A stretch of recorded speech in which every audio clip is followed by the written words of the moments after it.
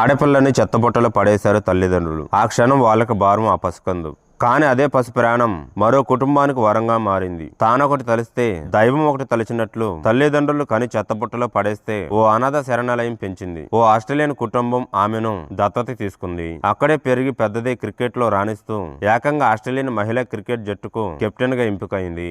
ICC cricketer అవార్డును అందుకుంది. ఆమె సక్సెస్ జర్నీ ఇప్పుడు ఈ వీడియోలో చూద్దాం.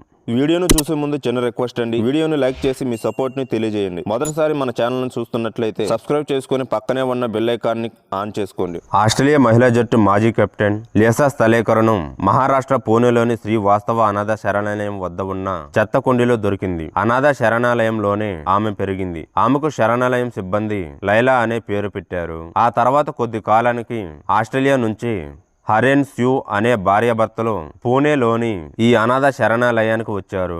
వారు ఒక అబ్బాయిని దత్తత తీసుకోవడానికి వచ్చారు. అయితే అక్కడే ఉన్న లైలా ఆమె బ్రౌన్ కళ్ళు, కల్మూషం లేని ముఖం వాళ్ళను ఆకర్షించింది. ఆ తర్వాత చట్టపరమైన విధి విధానాలన్నీ పూర్తి చేసి ఆ దంపతులు లైలాను ఆస్ట్రేలియా తీసుకెళ్లారు.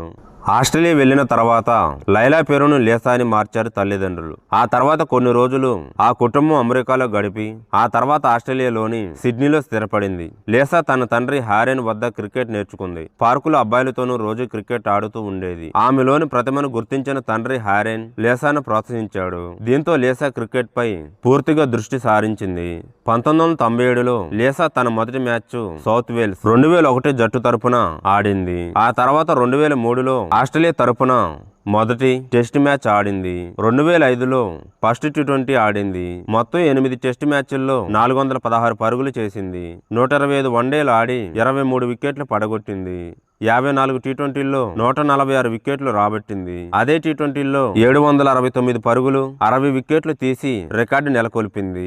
1000 పరుగులు చేసిన మొదటి మహిళా క్రికెటర్ గా నిలిచింది లేసా. అంతేకాక 100 వికెట్లు తీసిన తొలి మహిళా బౌలర్ గాను రికార్డు సృష్టించింది. ఆమె ప్రపంచంలోనే నెంబర్ 1 ఆల్రౌండర్ గా ఐసీసీ మహిళా క్రికెటర్ ఆఫ్ ది ఇయర్ గాను పేరు ప్రఖ్యాతులు సాధించింది. 2013లో ఆమె అంతర్జాతీయ క్రికెట్ కు వీడ్కోలు పలికింది. ఐసీసీ ఆమెను హాల్ ఆఫ్ ఫేమ్ తో సత్కరించింది.